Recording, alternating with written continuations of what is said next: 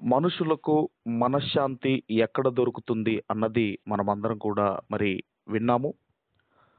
ఎందుకంటే ఈరోజు మనుషులకు ఆస్తిపాస్తులు ఉన్న, మేడలు మిద్దెలు ఉన్న, మంచి లక్షల్లో జీతాలు ఉన్న, జీవితంలో నెమ్మది శాంతి అన్నది లేకపోతే వారి జీవితాలు ఎలా ఉంటాయో మనందరికీ తెలుసు. కాబట్టి నెమ్మది అన్నది ఎక్కడ దొరుకుతుంది, నెమ్మది అంటే మనశ్శాంతి, సమాధానము ఎక్కడ దొరుకుతుంది అన్నది మనమందరం కూడా పోయిన వారము విన్నాము. ఇక ఈరోజు మనం ఆలోచన చేయగలిగితే మనుషులకు నెమ్మది కలిగించిన భక్తుడు అన్న అంశాన్ని బైబిల్లో నుండి మనమందరం కూడా ఆలోచన చేద్దాము.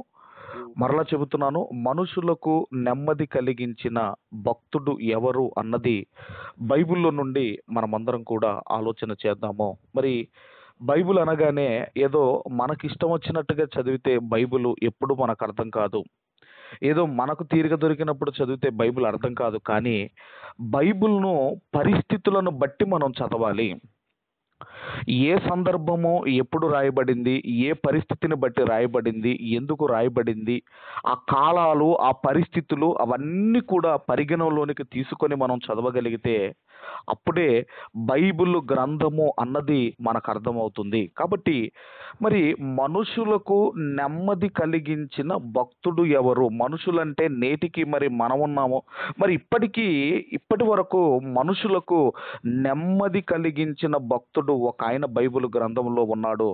ఆయన గురించే మనం అందరం కూడా ఆలోచన చేద్దాము. అంతకంటే ముందు మరొక మాట మనం చదువుకుందాము. పరిశుద్ధ దేవుని గ్రంథంలో నుండి సామెతల గ్రంథము 1వ అధ్యాయము 33వ వచనాన్ని మనమందరం కూడా చదువుకుందాము. సామెతల గ్రంథము 1వ అధ్యాయము 33వ వచనాన్ని మనమందరం కూడా చదువుకుందాము. నా ఉపదేశము అంగీకరించువాడు సురక్షితముగా నివసించును. నా ఉపదేశము అంగీకరించువాడు సురక్షితముగా నివసించును. వాడు కీడు వచ్చునన్న భయము లేక నెమ్మదిగా ఉండును. వాడు కీడు వచ్చునన్న భయము లేక నెమ్మదిగా ఉండును.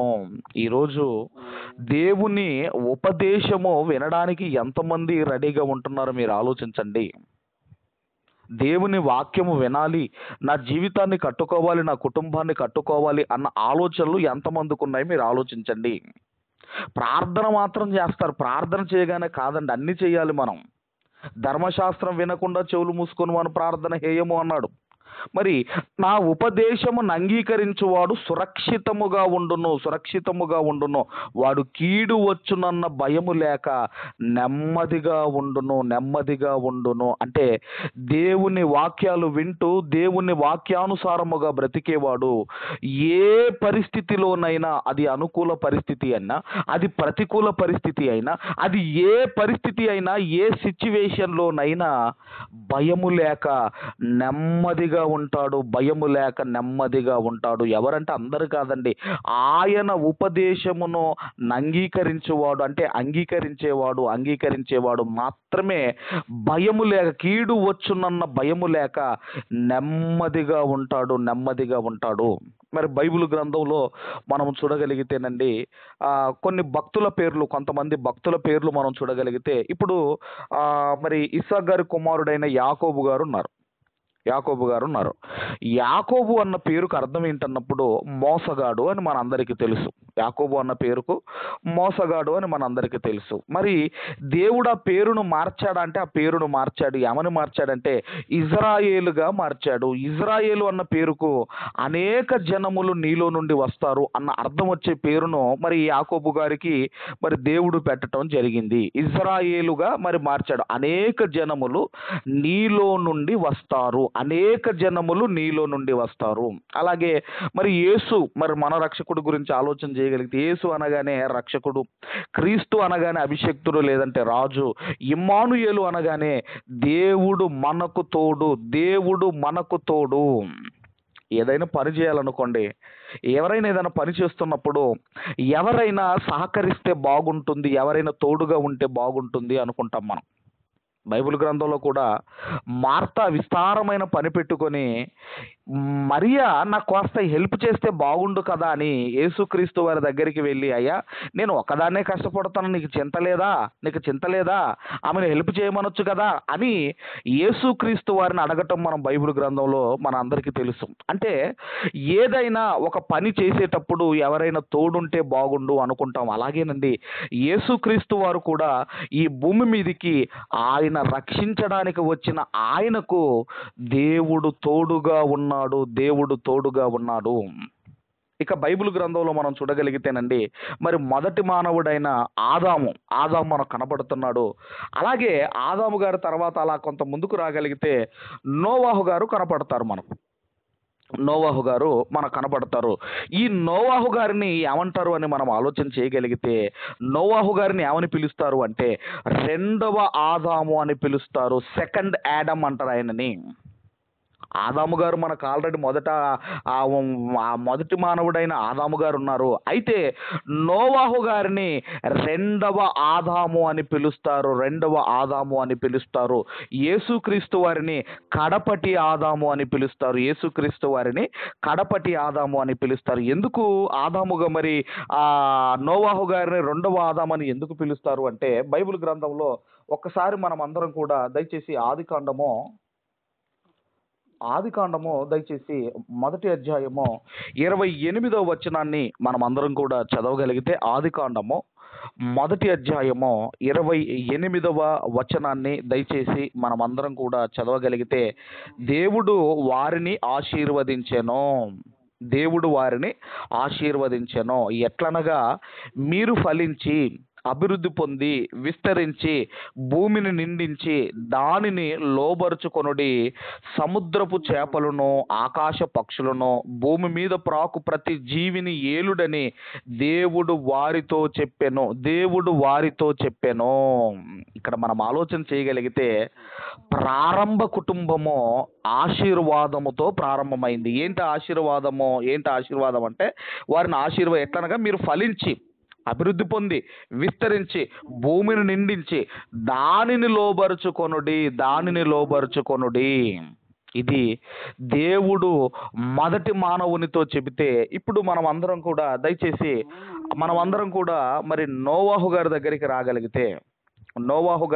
రాగలిగితే దయచేసి అందరం కూడా మరి ఆదికాండము 9వ అధ్యాయము 7వ వచనాన్ని మనం చదువుకుందాం. ఆదికాండం 9వ అధ్యాయం 7వ వచనము, మీరు ఫలించి అభివృద్ధి నొందుడి, మీరు భూమి మీద సమృద్ధిగా సంతానము కని విస్తరించుడని వారితో చెప్పెను. అంటే ఆదాము గారిని ఏదైతే ఆశీర్వాదముతో మరి ఆదాము గారిని ఆశీర్వదించాడో, అదే ఆశీర్వాదము, అదే దీవెన ఎవరి దగ్గర కనపడుతుంది అన్నప్పుడు, ఇదిగో నోవాహు గారితో దేవుడు చేస్తున్నాడు. నోవాహు గారిని దేవుడు ఆశీర్వదిస్తున్నాడు. అంటే ఆదాము గారు మొదటి మానవుడైతే, నోవాహు గారు మనం ఆలోచన చేయగలిగితే ఈయనను రెండవ ఆదాము అంటారు. ఇక యేసుక్రీస్తు వారు ఆయన ఎవరు అన్నప్పుడు, ఆయన కడపటి ఆదాము. అది మనకు బైబిల్ గ్రంథంలో మనకు ఉంటుంది అన్నమాట. ఆయన కడపటి ఆదాము అని బైబిల్ గ్రంథంలో మనం చదవగలము. కాబట్టి ఇక నోవాహు గారు అనగానే మనకు వెంటనే గుర్తొచ్చేది ఏంటన్నప్పుడు అండి, నోవాహు గారు అనగానే ఆయన ఒక పెద్ద ఓడ కట్టాడని, లేదంటే ఇక ఆయన ఇంకా 100 సంవత్సరాలు, సుమారుగా ఒక 100 సంవత్సరాలు ఆయన సువార్త ప్రకటించాడని, ఆయన కాలంలోనే జలప్రలయం వచ్చిందని, ఇవి మాత్రమే మనకు తెలుసు. నోవాహు గారి గురించి ఇవి మాత్రమే మనకు తెలుసు. కానీ మీరు ఆలోచన చేయగలిగితే ఈ నోవాహు గారికి నోవాహు అన్న నామకరణం ఎవరు చేశారు? నోవాహు గారికి నోవాహు అన్న పేరును ఎవరు పెట్టారు? అది ఆ పేరు ఎందుకు పెట్టబడింది? దాని వెనకాల ఉన్న కారణం ఏమిటో మనందరికీ తెలియాలి. మళ్ళీ చెబుతున్నాను, నోవాహు అన్న పేరు ఎవరు పెట్టారు? ఆ పేరు ఎందుకు పెట్టబడింది? ఆ పేరు పెట్టడం వెనకాల ఉన్న రీజన్ ఏమిటి అన్నది మనమందరం కూడా దయచేసి జాగ్రత్తగా మనమందరం కూడా చూడగలిగితేనండి, బైబిల్ గ్రంథంలో నుండి మనం ఆలోచన చేయగలిగితే దయచేసి అందరం కూడా ఆదికాండము ఆదికాండము దయచేసి 5వ అధ్యాయము, ఆదికాండము 5వ అధ్యాయము 28, 29 వచనాలు మనమందరం కూడా చదువుకుందాం. ఆదికాండము 28 5వ అధ్యాయము 28, 29 వచనాలు మనం చదువుకుందాము. లెమెకు 182 బ్రతికి ఒక కుమారుణ్ణి కని భూమిని యెహోవా శపించినందువలన కలిగిన మన చేతుల కష్టము విషయములోనూ మన పని విషయములోనూ ఇతడు మనకు నెమ్మది కలగజేయుననుకొని అతనికి నోవాహు అను పేరు పెట్టెను. అక్కడ నోవాహు అన్న పదం దగ్గర నంబర్ 1 అన్న పదం, అక్కడ నంబర్ 1 అన్న ఆ డిజిట్ వేసింది మూల భాషలో. నంబర్ 1 దగ్గర ఏముందో మీరు చూడగలిగితే నెమ్మది నెమ్మది నెమ్మది అని మనం చదువుకుంటాం. అంటే నోవాహు అన్న పేరుకు అర్థం ఏంటండి? నోవాహు అన్న పేరుకు అర్థము నెమ్మది నెమ్మది నెమ్మది. ఇప్పుడు లెమెకు గారు ఏమని పేరు పెట్టాడంటే నోవాహు అని పేరు పెట్టాడు. ఆ పేరుకు అర్థం ఏంటంటే నెమ్మది నెమ్మది. అంటే నోవాహు గారు పుట్టేంత వరకు ఆనాడు ప్రజలకు నెమ్మది లేదా? మీరు ఆలోచించండి. పోనీ నోవాహు గారు నెమ్మది ఎలా కలగజేశాడు? పోనీ లెమెకుకు నోవాహు గారి తండ్రి గారికి జలప్రలయం వస్తుందని ఏమైనా తెలుసా? తెలియదే. మరి జలప్రలయం రాకముందే నెమ్మది అనే అర్థం వచ్చేటట్లుగా నోవాహు అన్న పేరు పెట్టాడు. నోవాహు అంటే నెమ్మది. మరి నోవాహు అన్న పేరు పెట్టడానికి గల ఆ రీజన్ ఏమిటి? దాని వెనకాల ఉన్న కారణం ఏమిటి అన్నప్పుడండి ఆయనే చెబుతున్నాడు. మనమందరం కూడా దయచేసి ఆయనే చెబుతున్నాడు. మనమందరం కూడా చూడగలిగితేనండి అక్కడ ఏమంటున్నాడు అంటేనండి, అక్కడ 29వ వచనంలో ఆయన అంటున్నాడు, భూమిని యెహోవా శపించినందువలన కలిగిన మన చేతుల కష్టము విషయములోనూ మన పని విషయములోనూ ఇతడు మనకు నెమ్మది కలగజేయుననుకొని అతనికి నోవాహు అను పేరు పెట్టెను. అంటే భూమిని యెహోవా శపించినందువలన అంటున్నాడు. ఇక దేవుడేనండి భూమిని శపించినప్పుడు ఇక భూమి ఎలా తన సారాన్ని ఇస్తుంది? మీరు ఆలోచించండి. ఇక భూమి ఎలా మరి మనుషులకు అది ఎలా ఫలిస్తుంది? మీరు ఆలోచించండి. ఎంత కష్టపడినా ఏం జరుగుతుంది అన్నప్పుడు అండి, వాళ్ళు కష్టానికి తగిన ప్రతిఫలము రావటం లేదు. వాళ్ళకు లాభం రావటం లేదు. వాళ్ళకు కష్టానికి తగిన ఆ ప్రతిఫలం రావటం లేదు. ఆ పంట రావటం లేదు గనక ఇక లెమెకు గారు ఆలోచించి ఏమని పేరు పెట్టాడంటే, కనీసం ఇతని ద్వారానైనా మనకు నెమ్మది కలుగుతుందేమో, భూమి యొక్క శాప విమోచన నుండి ఇదిగో అది విమోచింపబడుతుందేమో, ఆ శాపము నుండి విమోచన కలుగుతుందేమో అని లెమెకు గారు ఆలోచించి నోవాహు అన్న పేరు పెట్టాడు. ఇక్కడ మీరు ఆలోచన చేయగలిగితే భూమిని యెహోవా శపించినందువలన ఇంతకీ ఎక్కడ శపించాడు? ఎందుకు శపించాడు అన్నప్పుడండి దయచేసి అందరం కూడా ఆదికాండము 3వ అధ్యాయము 17, 18 వచనాలు మనము చదువుకుందాము. 17, 18 వచనాలు దయచేసి మనమందరం కూడా చదువుకుందాం. 17, 18 వచనాల్లో ఆయన ఆదాముతో నీవు నీ భార్య మాట విని అంటున్నాడు. అదేంటంటే మరి భార్య మాట వినకూడదా? నీవు నీ భార్య మాట విని అంటున్నాడు. మరి అదేంటి? భార్య మాట వినకూడదా? భార్య మాట వినకూడదు, భర్త మాట వినకూడదని కాదండి అక్కడ. దాని అర్థం ఏంటంటే భార్య కానివ్వండి, భర్త కానివ్వండి, దేవునికి వ్యతిరేకముగా ఎవరు మాట్లాడినా, అది భార్య కావచ్చు, భర్త కావచ్చు, పిల్లలు కావచ్చు, సమాజం కావచ్చు, ఎవరైనా కావచ్చు, దేవునికి వ్యతిరేకముగా ఎవరు మాట్లాడినా మనం వినవలసిన అవసరము లేదు. అందుకే అంటున్నాడు, నీవు నీ భార్య మాట విని నీవు నీ భార్య మాట విని మరి ఒకానొక సందర్భంలో యోబు గారి భార్య ఇంకనూ యథార్థతను వదలకుందువా, ఆ దేవుని దూషించి చావరాదన్నప్పుడు అండి అప్పుడు యోబు గారు అన్న మాట, మూర్ఖురాలు మాటలాడుచున్నట్లు మాటలాడుచున్నావు.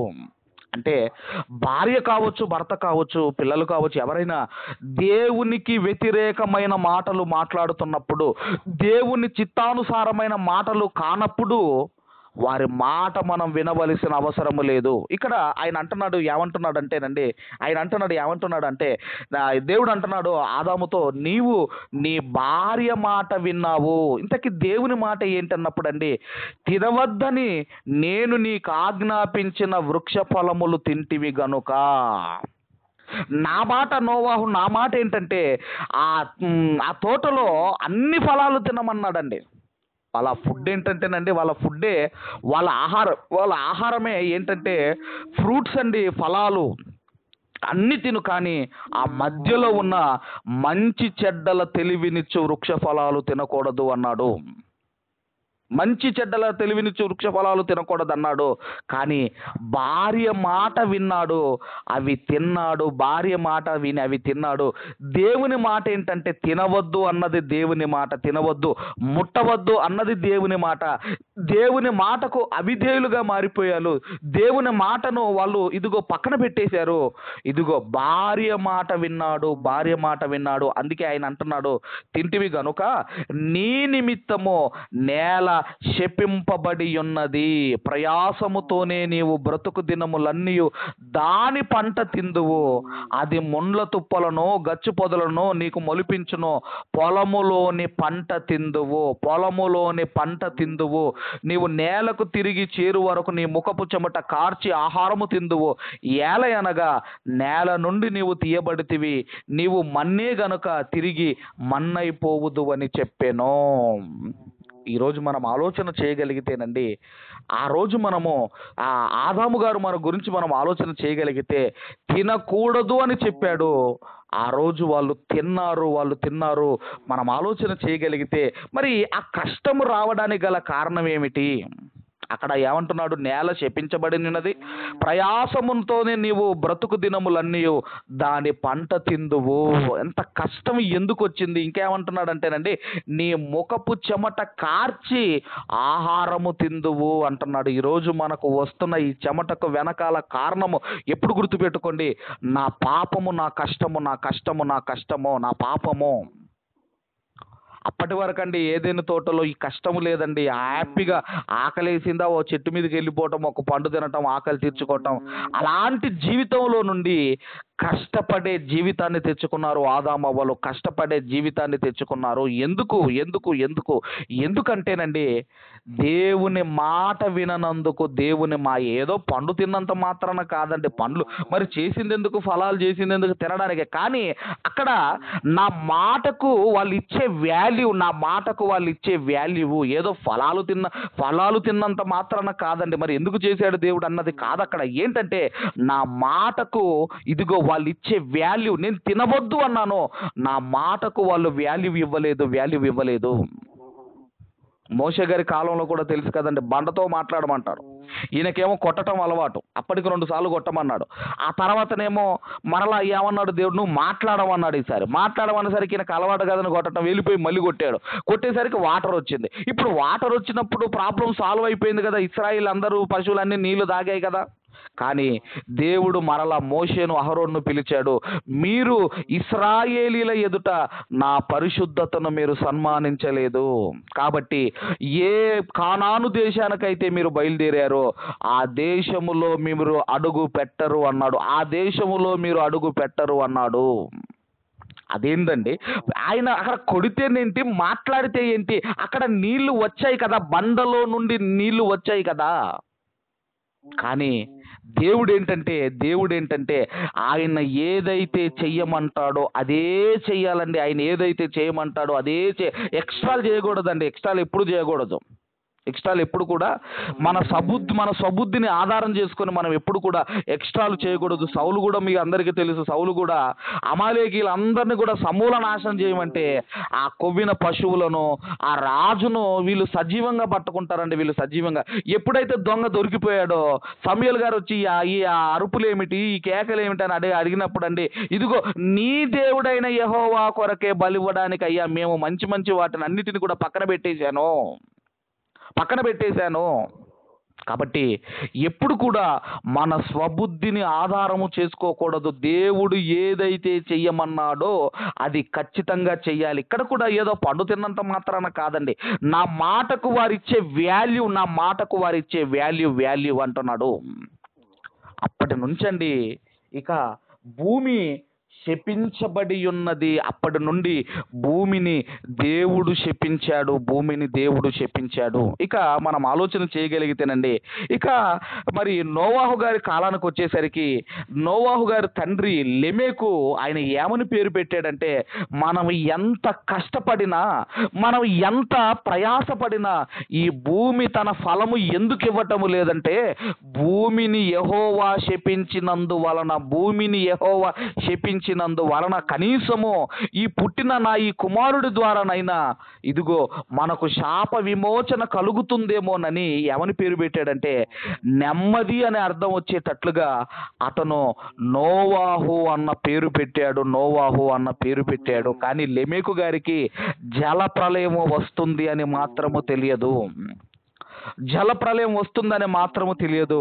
ఆ తర్వాతనండి జలప్రలయం వచ్చిన తర్వాత ఏం జరిగింది అని మనం ఆలోచన చేయగలిగితే, ఆ తర్వాత మనందరికీ తెలుసు జలప్రలయం రావటం, ఆ తర్వాత ఆ మనుషులందరూ కూడా చనిపోవటము, ఓన్లీ నోవాహు గారి ఫ్యామిలీ మాత్రమే బ్రతకటము.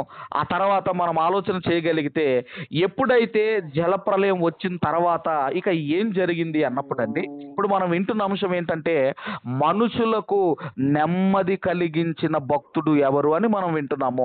మరి జలప్రలయం వచ్చిన తర్వాత ఏం జరిగింది మనం చూడగలిగితే అదే ఆదికాండము దయచేసి ఆదికాండము 8వ అధ్యాయము 20, 21, 22 వచనాలు, ఈ 3 వచనాలు దయచేసి మనం చదువుకుందాము. అప్పుడు నోవాహు యెహోవాకు బలిపీఠము కట్టి పవిత్ర పశువులు అన్నింటిలోనూ పవిత్ర పక్షులన్నింటిలోనూ కొన్ని తీసి కొన్ని ఆ పీఠము మీద దహన బలి అర్పించెను. అప్పుడు యెహోవా ఇంపైన సువాసనను ఆగ్రహించి ఇక మీదట నరులను బట్టి భూమిని మరలా శపించెను. ఎందుకనగా నరుల హృదయాలోచన వారి బాల్యము నుండి చెడ్డది.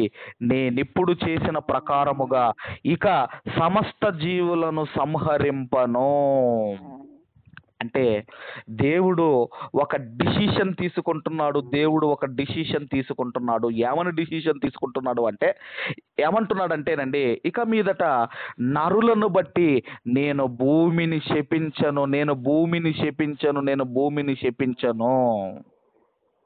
ఇంకా ఏమంటున్నాడంటేనండి ఇక మరలా ఇంకా ఏమంటున్నాడంటే, నేను ఇప్పుడు చేసిన ప్రకారముగా ఇక సమస్త జీవులను సంహరింపను అంటే మరలా జల ప్రళయము రాదు అంటున్నాడు.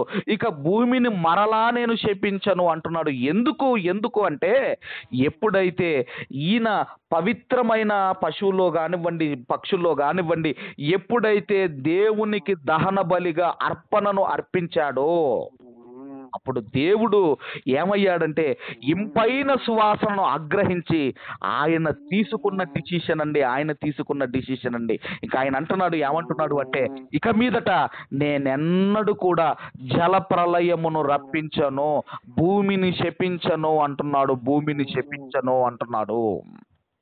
మరి ఆ తర్వాత అయినా కూడా మీరు ఆలోచన చేయగలిగితే, నోవాహు గారికి ముగ్గురు కుమారులు కానీ షేము హాము యాపేతు అని ముగ్గురు ఉంటారు కదండి. ఈ ముగ్గురు కుమారులు ఆ తర్వాత వాళ్ళ సంతానములో నుండి వచ్చిన వారు, ఆ తర్వాత వచ్చిన సంతానము మరలా పాపము చెయ్యలేదా? మీరు ఆలోచించండి.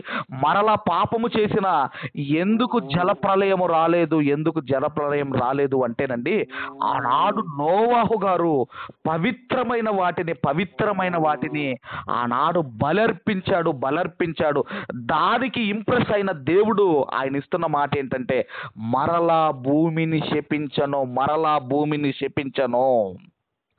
మరలా జలప్రళయమును నేను రప్పించను అని చెప్పి ఇంకా ఏమంటున్నాడంటే 22వ వచనంలో, భూమి నిలచియున్నంత వరకు వెదకాలము, కోతకాలమును, శీతోష్ణములను, వేసవి శీతాకాలములను, రాత్రింబవలను ఉండక మానవని తన హృదయములో అనుకొనెను. ఈరోజు మనం అందరము కూడా నెమ్మదిగా ఉన్నాము, నెమ్మదిగా పడుకుంటున్నాము అంటే దానికి కారణం ఎవరు అంటే ఆనాడు నోవాహు గారు. ఈరోజు ఎంత కష్టపడినా, ఎంత అలిసిపోయినా, ఎంత కష్టపడి ఇంటికి వచ్చినా, రాత్రంతా మీరు నెమ్మదిగా పడుకుంటున్నారు, రాత్రంతా హాయిగా పడుకుంటున్నారు అంటే దానికి రీజన్ ఎవరంటే ఆనాడు నోవాహు గారు ఇచ్చిన బలి. ఆయన బలిచ్చాడు గనకనే కాలాలు కరెక్ట్గా వస్తున్నాయండి. కాలాలు కరెక్ట్గా వస్తున్నాయి. ఈ కాలాలు ఎందుకు ఇచ్చాడయ్య అంటే, ఏ కాలంలో పండవలసిన పంట ఆ కాలంలో పండుతుంది, ఏ కాలంలో రావలసిన ఫలాలు ఆ కాలంలో రావాలి అంటే కాలాలు కరెక్ట్గా ఉండాలి. అలాగే ఆయన అంటున్నాడు, రాత్రింబవళ్ళు ఉండక మానవు అంటున్నాడు. పగలంతా పని చేసుకొని రాత్రి రాగానే హాయిగా నెమ్మదిగా పడుకుంటున్నావు అంటే దానికి కారణము ఆనాడు నోవాహు గారు. అంతేకాదండి, ఈ కాలాలు ఎందుకు అన్నప్పుడండి, ఈ కాలాల్లో కూడా మన బాధలు కానివ్వండి, మన కష్టాలు కానివ్వండి, అవన్నీ కూడా ఆయా కాలాల్లో మనం ఆలోచన చేయగలిగి. కొంతమంది అంటారు, ఇదిగో కాలమే నీ గాయాన్ని మానుపుతుంది అంటారు, కాలమే నీ గాయాన్ని మానుస్తుంది అంటారు, కాలమే వారికి సమాధానం చెబుతుంది అంటారు. అంటే ఈ కాలాలు ఎందుకు ఉండాలి అంటే మనకు నెమ్మది రావాలి. అందుకే ఆయన ఏమంటున్నాడంటే, భూమి ఉన్నంత కాలము ఈ కాలాలు ఉంటాయి, అలాగే ఈ రాత్రింబవళ్ళు ఉంటాయి. ఇదిగో మరలా శపించను, ఇదిగో నరులను బట్టి మరలా నేను భూమిని శపించను, మరలా జలప్రళయము రాదు అంటున్నాడు. అంటే దానికి కారణం ఏంటంటే ఆనాడు నోవాహు గారు బలి ఇవ్వటం వలన ఈరోజు మనము ఆలోచన చేయగలిగితే నెమ్మదిగా బ్రతుకుతున్నాము. కాబట్టి మనుషులందరికీ నెమ్మది కలిగించిన భక్తుడు, ఇదిగో భూమి యొక్క శాప విమోచన నుండి విడిపించిన భక్తుడు నోవాహు గారు. ఈ భూమి మీదనే కాదండి, ఆ తర్వాత ఆయన మరణించి పరదైసుకు వెళ్ళి కూడా ఆయన నెమ్మది పొందుతున్నాడు. మనందరికీ తెలుసు. దయచేసి అందరం కూడా దయచేసి మరి హెబ్రీలకు రాసిన పత్రిక, అపోస్తులైన పౌలు గారు హెబ్రీలకు రాసిన పత్రిక 11వ అధ్యాయము 7వ వచనాన్ని మనం అందరం కూడా చదువుకుందాం. 11వ అధ్యాయము 7వ వచనాన్ని మనం అందరం కూడా చదువుకుందాం. విశ్వాసమును బట్టి నోవాహు అది వరకు చూడని సంగతులను గురించి దేవుని చేత హెచ్చరింపబడి భయభక్తులు గలవాడై తన ఇంటి వారి రక్షణ కొరకు ఒక ఓడను సిద్ధము చేసెను. అందువలన అతడు లోకము మీద నేరస్థాపన చేసి విశ్వాసమును బట్టి కలుగు నీతికి వారసుడాయెను. ఇక్కడ ఏమంటున్నాడు అంటేనండి, విశ్వాసమును బట్టి అది వరకు చూడని సంగతులు, అప్పటికండి జలప్రలయము వచ్చిన దాఖలాలు లేవు.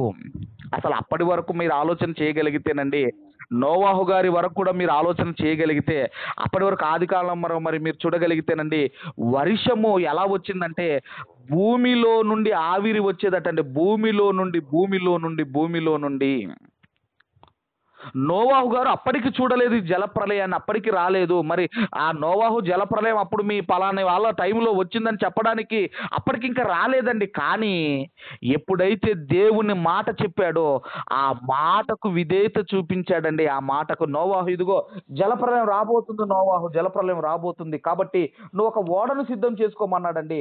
మరి ఆయన ఏం చేశాడు అన్నప్పుడు 6వ అధ్యాయము ఇక్కడ మరల వద్దాం దయచేసి. ఆదికాండం 6వ అధ్యాయం 22వ వచనంలో, నోవాహు అట్లు చేసెను, దేవుడు అతనికి ఆజ్ఞాపించిన ప్రకారము యావత్తు చేసెను. అందుకే ఏమన్నాడు అంటే సామెతల గ్రంథంలో, నా ఉపదేశమును అంగీకరించువాడు సురక్షితముగా ఉండును, వాడు కీడు వచ్చునన్న భయము లేక నెమ్మదిగా ఉంటాడు, కీడు వచ్చునన్న భయము లేక నెమ్మదిగా ఉంటాడు. అందుకేనండి నోవాహు గారు ఈ భూమి మీద నెమ్మది కలిగించాడు, పరదైసుకు వెళ్ళిపోయి నెమ్మది పొందుతున్నాడు, నెమ్మది పొందుతున్నాడు. మనుషులకు నెమ్మది కలిగించిన భక్తుడు నోవాహు గారు, నోవాహు గారు, నోవాహు గారు. కాబట్టి మనం ఆలోచన చేయగలిగితేనండి, దేవుని మాటల ప్రకారముగా మనం బ్రతకగలిగితే మనము నెమ్మదితో మనం బ్రతుకుతాం, మనం నెమ్మదితో బ్రతుకుతాము. ఇక్కడే కాదండి, భూమి మీదే కాదండి, మనము పరదైసుకు వెళ్ళిపోయిన తర్వాత కూడా అక్కడ కూడా నెమ్మదిగా బ్రతుకుతాం. పరదైసులో నెమ్మది ఉంటుందంటే పరదైసులో కూడా నెమ్మది ఉంటుంది. అందుకే ఆయన అన్నాడు అబ్రహాము గారితో, అబ్రహాము గారు మరి ఆ ధనవంతుడు చనిపోయిన తర్వాత, లాజరు గురించి చెప్పబడిన మాట ఏమని చెప్పబడిందంటే, ఇదిగో ఇక్కడ లాజరు నెమ్మది పొందుచున్నాడు, ఇక్కడ లాజరు నెమ్మది పొందుచున్నాడు, నెమ్మది పొందుచున్నాడు. నా ఉపదేశం అంగీకరించువాడు సురక్షితముగా నివసించును, వాడు కీడు వచ్చునన్న భయము లేక నెమ్మదిగా ఉండును. లాజరు నెమ్మది పొందుచున్నాడు, లాజరు నెమ్మది పొందుచున్నాడు, నెమ్మది పొందుచున్నాడు. కాబట్టి బైబిల్ గ్రంథంలో ఇంకా మనం చూడగలిగితేనండి, ఒక రాణి ఉంటుందండి. ఒక రాణి మీ అందరికీ తెలుసు, అతల్య రాణి ఒక ఆమె ఉంటుంది. అతల్య అనే ఒక రాణి ఉంటుంది. ఆ రాణి ఉన్నంత కాలము మరి ప్రజలందరూ కూడా మరి ఇబ్బంది పడటం అనేది మనం చూస్తాము. కానీ ఎప్పుడైతే ఆ రాణి చనిపోతుందో, అతల్య అనే రాణి ఎప్పుడైతే చనిపోతుందో, అప్పుడు దేశము ఎలా ఉందంటేనండి, దేశము నెమ్మదిగా ఉన్నట్టుగా మనం అందరం కూడా మరి బైబిల్ గ్రంథంలో చూడగలము. ఎవరు అన్నప్పుడండి, ఈ అతల్య అనే రాణి చనిపోయిన తర్వాత దేశము నెమ్మదిగా ఉండటం అన్నది బైబిల్ గ్రంథంలో మనం అందరము కూడా చూడగలము. ఒక్కసారి మనం అందరం కూడా మరి దినవృత్తాంతముల టైం లేదు కనుక దినవృత్తాంతముల 2వ గ్రంథం 22వ అధ్యాయము దయచేసి 2వ వచనము మనం చూడగలిగితేనండి, 2వ వచనములో, అహజ్యా ఏలన ఆరంభించినప్పుడు 42 ఏండ్ల వాడ యెరూషలేములో 1 సంవత్సరం ఏలెను. అతని తల్లి ఓమ్రీ కుమార్తె, ఆమె పేరు అతల్య. ఇంకా ఏమంటుంది 3వ వచనంలో, దుర్మార్గముగా ప్రవర్తించుటకు అతని తల్లి అతనికి నేర్పుచూ వచ్చెను గనుక అతడును ఆహాబు సంతతి వారి మార్గముల యందు నడిచెను. ఇక తర్వాత అండి, ఈయన 1 year కుమారుడు 1 year పరిపాలిస్తాడు, చనిపోతాడు. ఆ తర్వాత ఆమె ఏలడం ప్రారంభిస్తుంది. మీరు ఆలోచన చేయగలిగితేనండి, ఈమె చాలా ఎలా ఏలుతుంది అన్నప్పుడు ప్రజలందరూ బాధపడతారు. తర్వాత ఎప్పుడైతే ఈమె చనిపోతుందో, అదే 23వ అధ్యాయము దయచేసి 21వ వచనం మనం చదవగలిగితే, 23వ అధ్యాయం అదే దినవృత్తాంతముల 2వ గ్రంథం 23వ అధ్యాయం 21వ వచనం మనం చదవగలిగితే, దేశ జనులందరూ సంతోషించిరి, వారు అతల్యాను చంపిన తర్వాత పట్టణము నెమ్మదిగా ఉండెను. కాబట్టి మనం ఆలోచన చేయగలిగితేనండి, ఇదిగోనండి, ఎప్పుడైతే ఈ యొక్క మరి ఈ దుర్మార్గముగా బ్రతికే పరిపాలన చేసే ఈ రాణి ఎప్పుడైతే చనిపోయిందో, అప్పుడు నెమ్మదిగా ఉంది, పట్టణము నెమ్మదిగా ఉంది. అందుకే సామెతల గ్రంథంలో ఏం రాయబడిందో మనం చూడగలిగితే, సామెతల గ్రంథము 29వ అధ్యాయము, దయచేసి 29వ అధ్యాయము 2వ వచనాన్ని మనం చదవగలిగితే, నీతిమంతులు ప్రబలినప్పుడు ప్రజలు సంతోషింతురు, దుష్టులు ఏలునప్పుడు ప్రజలు నిట్టూర్పులు విడుతురు. ప్రజలు నిట్టూర్పులు విడుతురు అంటున్నాడు. కాబట్టి మన జీవితాల్లో కూడా మనం ఆలోచన చేయగలిగితేనండి, నెమ్మది కలిగిన భక్తులుగా, నెమ్మది కలిగించే భక్తులుగా, ఇదిగో ఆనాడు మనకు ఒక నోవాహు గారు కనపడుతున్నారు. ఆ తర్వాత లాజరు గారు ఇదిగో నెమ్మది పొందుకుంటున్నారు. పరదైసుకు వెళ్ళిపోయి నెమ్మది పొందుకుంటున్నాడు. కాబట్టి నోవాహు గారు భూమి మీద ఉన్నప్పుడు ఇక్కడ నెమ్మది కలిగించాడు. పరదైసుకు వెళ్ళిపోయిన తర్వాత కూడా ఆయన నెమ్మది పొందుచున్నాడు. అందుకే యేసుక్రీస్తు వారు కూడా, మరి పోయిన వారం నేను చెప్పాను, యేసుక్రీస్తు వారు కూడా ఈ భూమి మీదకి ఎందుకు వచ్చాడయ్యా అంటే ఆయన శాంతిని అనుగ్రహించడానికి వచ్చాడు. ఆ శాంతి అన్న మాటకు అర్థం ఏంటంటే నెమ్మది అంటే మనుషులు నెమ్మది లేక, మనుషులు శాంతి సమాధానము లేక, కుటుంబాల్లో నెమ్మది లేక బ్రతుకుతున్నారని యేసుక్రీస్తు వారు మనందరికీ నెమ్మది కలిగించడానికి ఆయన ఈ భూమి మీదకి వచ్చాడు. కాబట్టి అలా మనం అందరం మన జీవితంలో నెమ్మదితో బ్రతకాలి అంటే ఆయన ఉపదేశం వినేవారిగా ఉండాలి. అప్పుడు మనం సురక్షితంగా ఉంటాము. ఏ పరిస్థితి వచ్చినా మనం భయపడము. నా దేవుడున్నాడు, నా దేవుడు చూసుకుంటాడు అన్న కీడు వచ్చునన్న భయము లేక నెమ్మదిగా మనం ఉంటామో, అలా మన జీవితంలో నెమ్మదిగా మనం ఉండాలని, సుఖముతో గడుచు సంవత్సరముకు శాంతి సమాధానము నెమ్మది దేవుడు మనందరికీ అనుగ్రహించాలని కోరుకుంటూ ఈ నా మాటలు ముగిస్తున్నాను. దేవుడు మనందరిని దీవించి ఆశీర్వదించును గాక. ఆమేన్. ఆమేన్. ఆమేన్.